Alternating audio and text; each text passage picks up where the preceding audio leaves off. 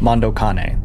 When Mondokane came out, it was called the world's first shockumentary, and that wasn't a compliment. A shockumentary is a documentary meant to shock and disgust its audience. The more disgusted the audience is, the better the shockumentary. So the question is, what was in Mondokane that made it so disgusting? Mondokane is a spectacle as big as the eye can see.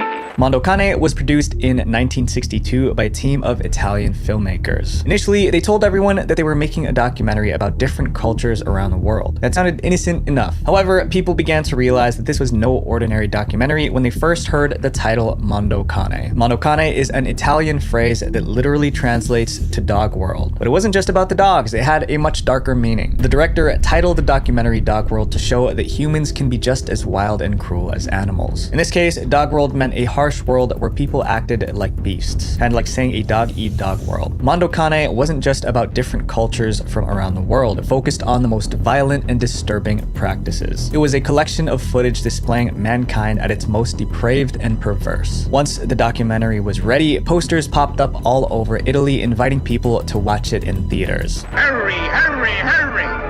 They're just in time, friends, to see the most sensational, the most colossal attraction ever witnessed by the human eye. Even though the ads warned about how unsettling the movie was, people wanted to see it for themselves. But they weren't ready for what they witnessed when Mondokane finally aired in theaters. The film premiered in Italy on March 30th, 1962, and it was 108 minutes of nonstop shock. It showed the filmmakers traveling the world, capturing the most gruesome footage from different tribes. The documentary opened with a chilling disclaimer. All the scenes that you will see in this film are true. If they're shocking, it's only because there are many shocking things in this world. The duty of a reporter is not to make the truth seem sweeter, but to show things as they really are. And they weren't kidding. In one scene, women were fattened up with food until they weighed over 264 pounds. Then they were offered as wives to the village dictator. There was a religious ceremony where villagers walked in a parade while holding live snakes. Another scene showed people burning money during a funeral so the deceased person could take the money into the afterlife. Here,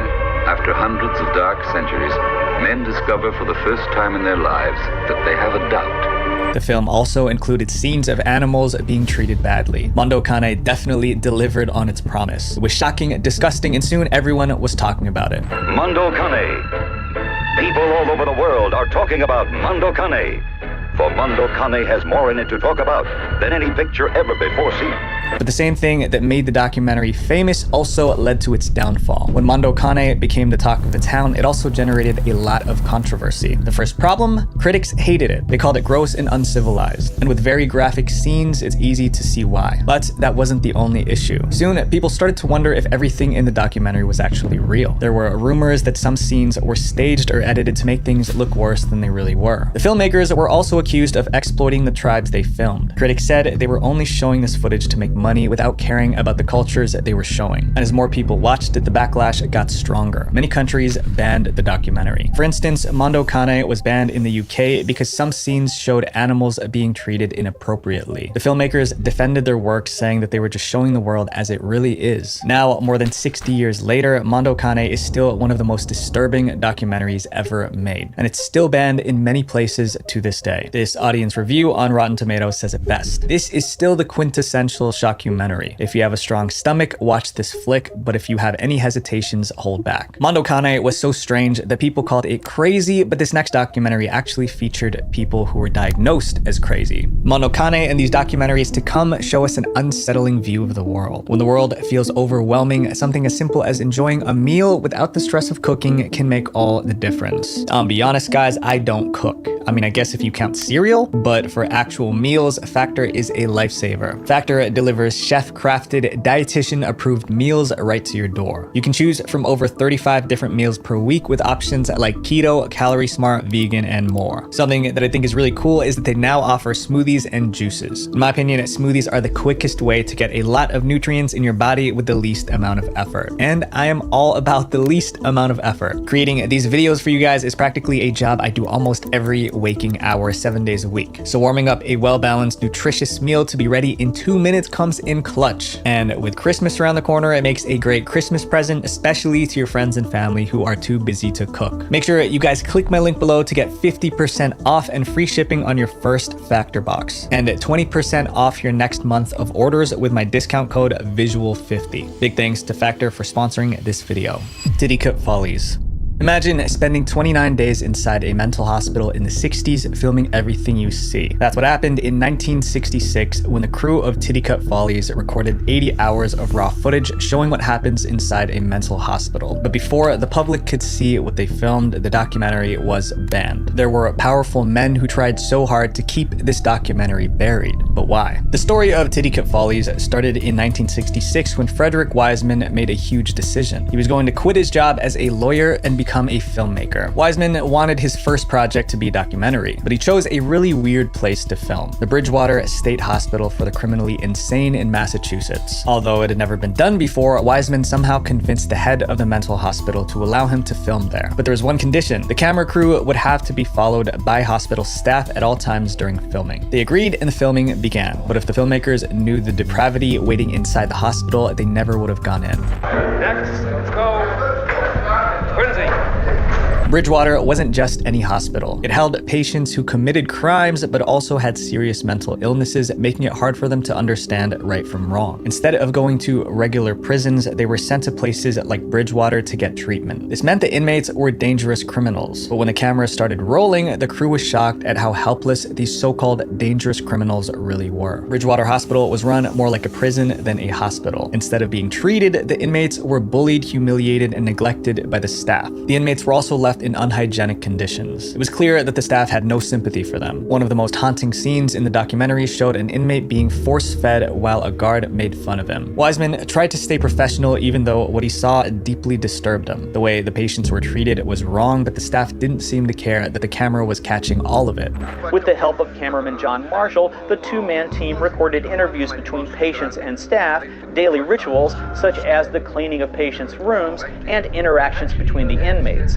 The crew spent 29 days filming the horrors inside Bridgewater and then spent a year editing the footage into an 84-minute film. The documentary didn't have any narration, interviews, or explanations. It just showed what life was really like inside the hospital, leaving it up to the viewer to make sense of it. When the documentary was finally ready, Wiseman couldn't wait for people to see the truth about Bridgewater. He arranged for it to be premiered at the 1967 New York Film Festival. Everything was set to go, but then, just before the premiere, something unexpected happened. A powerful group suddenly showed up and tried to stop the documentary from being shown to the public. As the premiere date approached, rumors started spreading that Titicut Follies contained unsettling footage of the patients being mistreated. That's when the Massachusetts government realized they could be in big trouble. If people saw the horrible things happening in the film, families of the inmates might sue them. After all, it was the government's job to make sure the hospital was running properly. And so the Massachusetts governor and other top officials took the film to court to prevent it from being shown. Their official reason? They said the documentary violated the patient's privacy and dignity. They also accused Wiseman of breaking an oral contract that was supposed to give the government control over what could be shown. But the director Wiseman wasn't going to give up easily. He wanted the world to see what really happened in the hospital, and he was ready to fight for it. And remember, he was a lawyer before he became a filmmaker. This kicked off a long legal battle between one filmmaker and the Massachusetts government. Wiseman won the first victory when a New York state court allowed the documentary to be shown at the film festival. But ultimately, he was no match for the might of the Massachusetts government. In 1968, a Massachusetts judge ordered Titicut Follies to be pulled from theaters and for all copies to be destroyed, claiming once again that it violated the privacy and dignity of the patients shown in the documentary. This was the first time a movie got banned in the United States for reasons other than obscenity, immorality, or national security concerns. It wasn't until over 20 years later, in 1991, that the court finally allowed it to be released. But there was one condition. The film had to include a statement explaining the changes and improvements had been made in Bridgewater since 1966.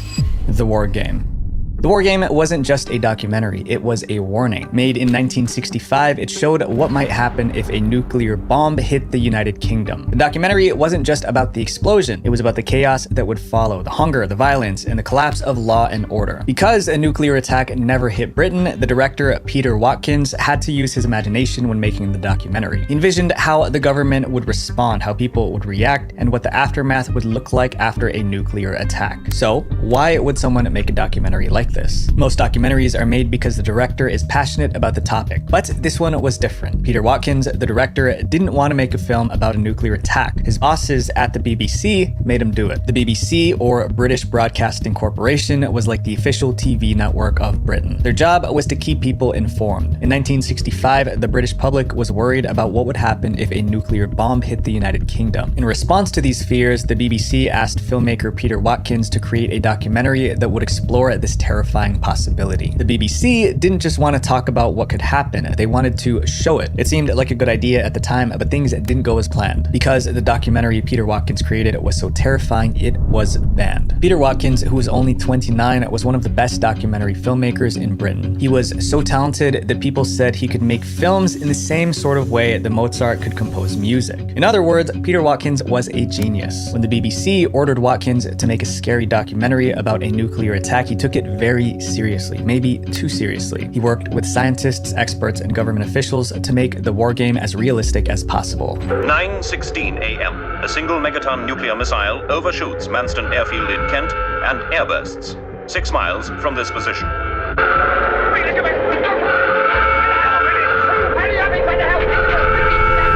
The documentary showed people hiding in fear, neighborhoods destroyed, and people becoming ill. There were also scenes of citizens looting shops, firestorms, and whole cities reduced to rubble. Food supplies run out and the police are armed. Even those who escaped injury go into a state of fear and shock from the things they've seen. Throughout the documentary, a narrator explains how these events could really happen if a nuclear war occurred.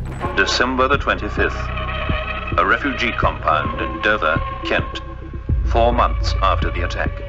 Watkins worked hard on the project. He used 350 actors, skilled video editing, and dramatic sound effects to create a masterpiece. When Watkins finished the war game documentary, he proudly presented it to his bosses at the BBC. He thought they'd be impressed, maybe even reward him for doing such a great job, but the response he got was much harsher. The BBC, who asked him to make the film, refused to air it on TV. They decided to bury the documentary to make sure no one ever saw it. The official reason for this decision? They claimed the documentary was too terrifying and would cause panic among the public. In an official statement, the BBC insisted that it had reached this decision on its own and without outside pressure of any kind. Watkins was devastated, but there was nothing he could do because the BBC owned the rights to the video. Watkins was so upset that he resigned. However, people started to wonder if the BBC's reason was the whole truth. Was it really banned for being too scary, or was there more to it? Will declassified government documents later reveal the truth? After Watkins completed the documentary, he handed it over to the BBC. The BBC then invited top British government officials to watch it before it was shown on television. This turned out to be a huge mistake because the government officials hated it. The documentary showed the British government completely falling apart during a nuclear attack, unable to help citizens. It made the government look weak and unprepared. If the British public saw the movie, they would lose faith in the government's ability to protect them. The declassified documents revealed that even the Prime Minister of Britain heard about the documentary and didn't like it. And so the government pressured the BBC to keep the documentary hidden from the entire country. Although the BBC couldn't air it on British TV, they allowed the documentary to be shown at several film festivals abroad. For 20 years, the ban on the war game stayed in place. It wasn't until 1985, about 20 years later, that the BBC finally aired it on TV. In those 2 decades, the war game became legendary. People heard it through word of mouth and wanted to see what was so terrifying about it that it couldn't be shown on television. Today, the war game has a score of 93% on Rotten Tomatoes, which just proves how amazing it is. This next documentary was so dangerous that the entire crew almost lost their lives.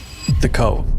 The Cove is a disturbing documentary about a hidden cove in Taiji, Japan. A cove is kind of like a small beach surrounded by rocks or cliffs. But why make a documentary about this particular cove? It's because of the awful things that happen there. That's a dolphin's worst nightmare, right there.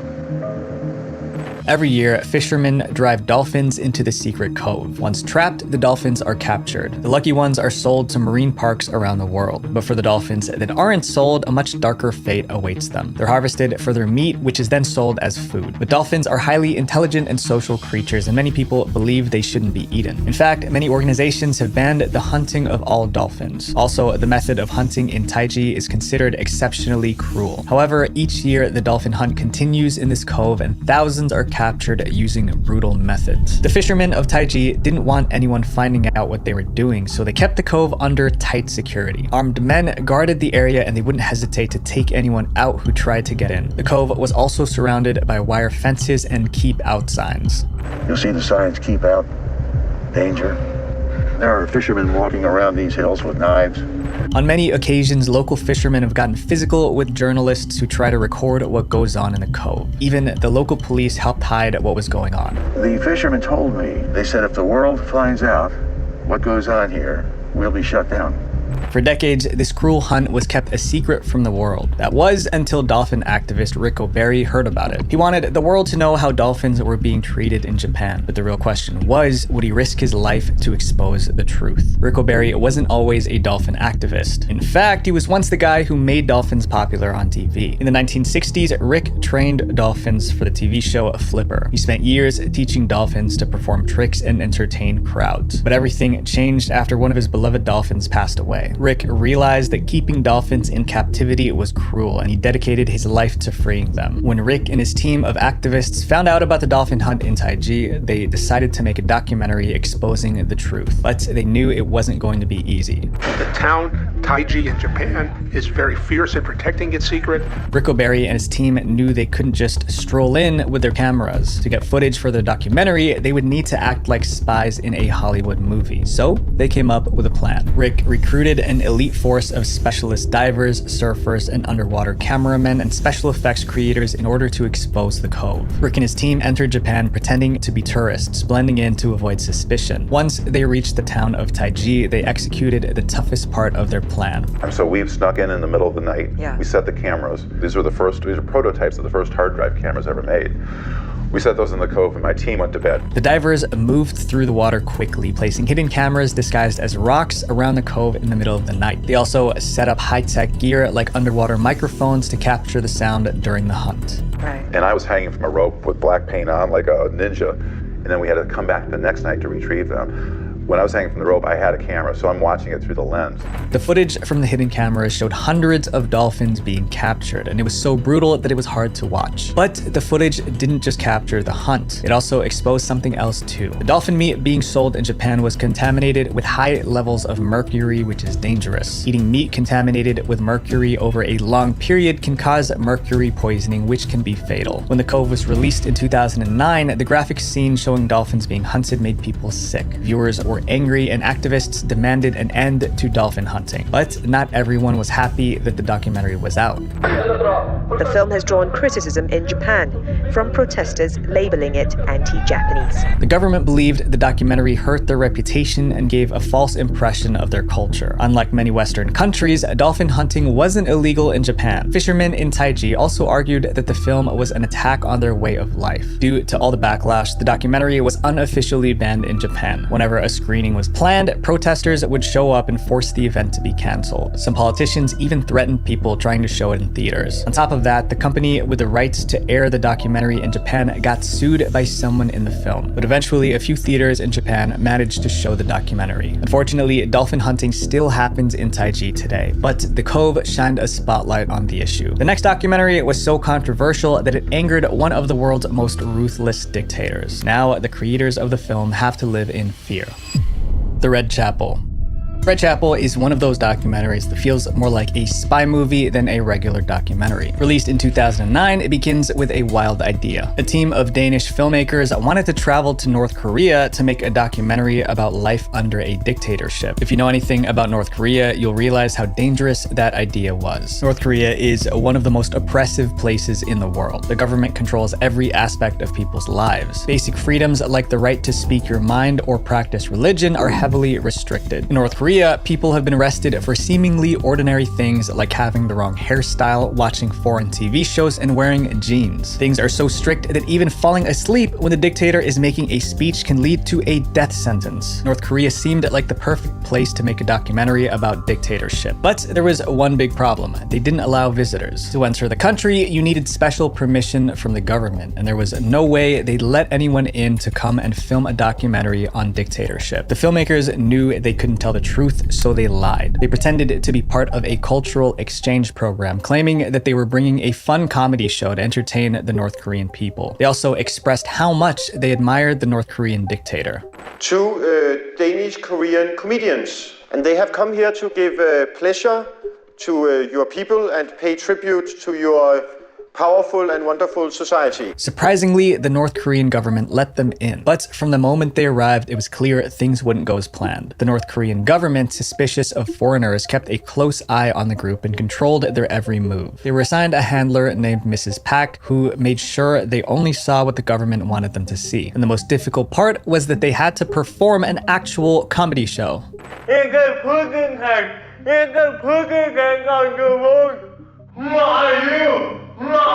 A cat. Pussy or which? In English you can say pussycat or cat. It's you know, a cat. Pussy. Meow. Meow, pussy. But they also had to film a documentary. So they told the government handler that they were recording their trip to show the world how great North Korea was. But in reality, they planned to use their footage to expose how tough life was in that country. This was incredibly risky. If the government discovered their real plan, the filmmakers could be thrown in prison or worse. They performed their comedy act, taking every chance to film situations that revealed the harsh reality of life in North Korea.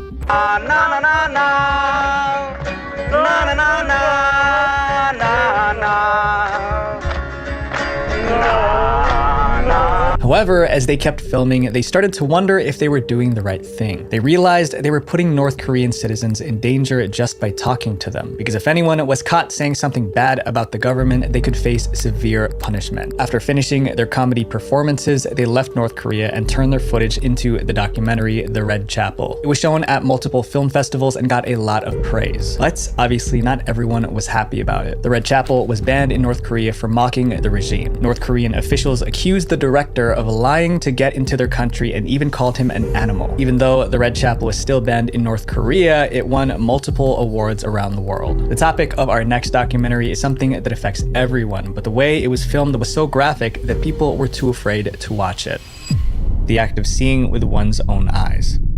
Have you ever wondered what happens to your physical body when you pass away? This documentary tried to answer that question, but ended up creating one of the most disturbing documentaries ever made. Entitled The Act of Seeing with One's Own Eyes, the documentary takes viewers to a place most would never dare to go, a morgue. And the camera keeps filming as real autopsies are performed on real bodies. So why would someone make a documentary showing real autopsies? It starts to make sense once you learn more about the guy who made it. The director, Stan Brakhage, wasn't your average filmmaker. He was an experimental filmmaker known for breaking the rules. Stan loved to talk about deep topics that pushed people out of their comfort zones. In 1971, Stan decided to make a documentary about autopsies because he believed people needed to face the harsh reality that everyone one day would pass away. The title, The Act of Seeing with One's Own Eyes, is a literal translation of the term autopsy. The word autopsy is derived from the Greek autopsia, meaning to see for oneself. But how did he get permission to film a morgue? Today, this would be almost impossible, but in 1971, when Stan made the film, things were different. He somehow convinced a morgue in Pittsburgh to let him film the autopsies. However, Stan had to promise not to show the faces of the deceased. In the documentary, Brakhage shows morgue workers performing autopsies. There's no music, no narration, no explanation, just raw graphic footage of what really happens. Because the footage was so graphic, the documentary couldn't be shown to the general public. Censorship boards thought it was too disturbing and would upset the audience. Without narration or educational content, people couldn't really see it as a typical documentary. Maybe if it had some explanations or scientific information, it would have been considered educational. Since most theaters refused to show it, the act of seeing with one's own eyes was screened mostly at film festivals and private events. Over time, it became known as one of the most unsettling documentaries ever made. Calling it this next documentary horrifying doesn't do it justice. It's one of the worst things ever caught on film.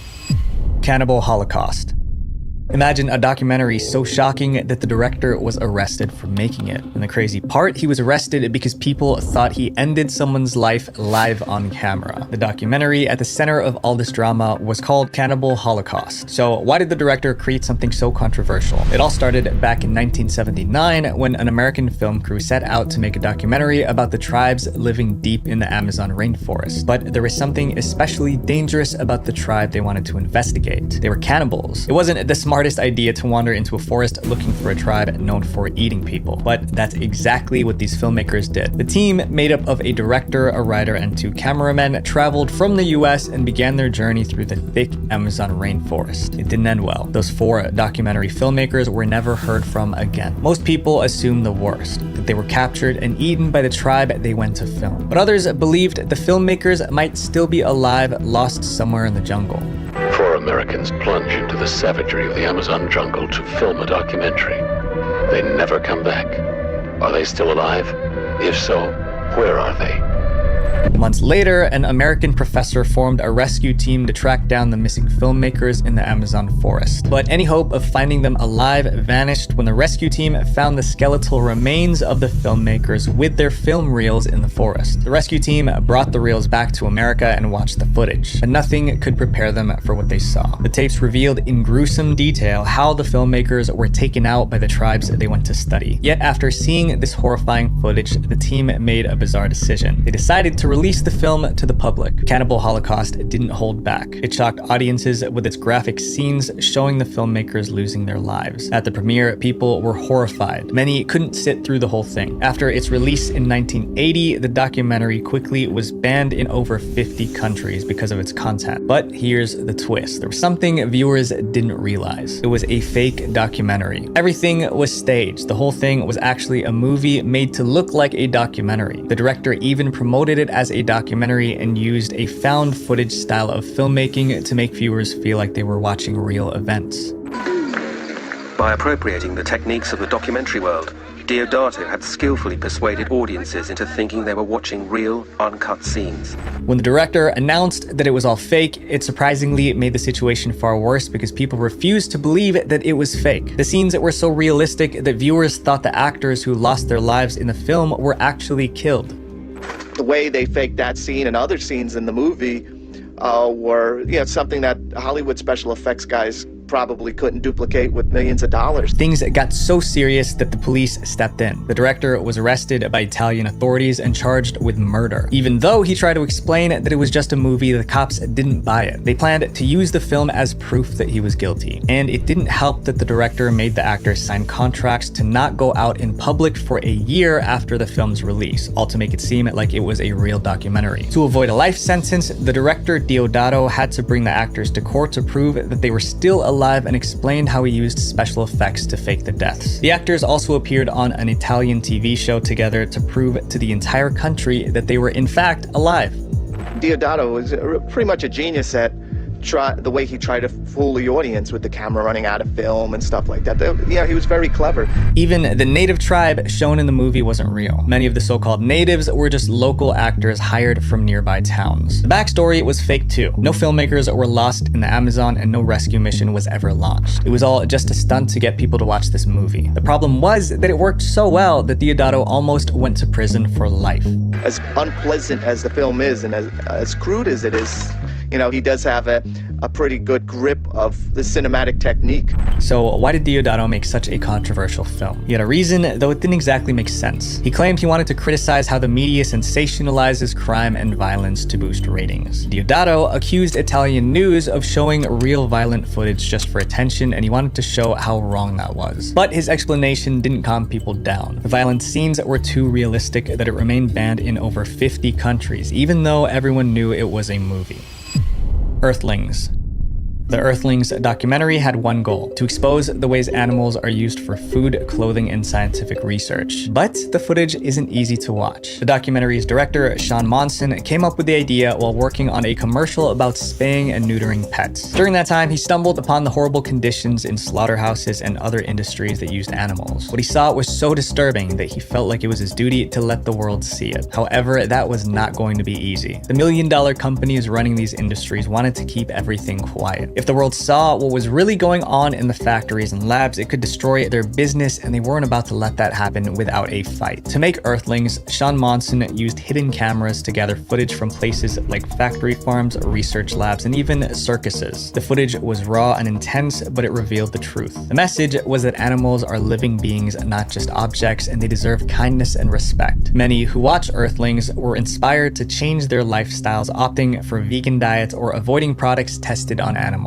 Because of its graphic content, some theaters and streaming services banned Earthlings because it was just too disturbing. However, the documentary found its audience online, where people could watch it for free and share it with others. Today, Earthlings is considered one of the most popular documentaries ever made about the ethical treatment of animals. These documentaries show us just how dark the world can be. It's a reminder that sometimes the most unsettling truths are the ones we need to hear.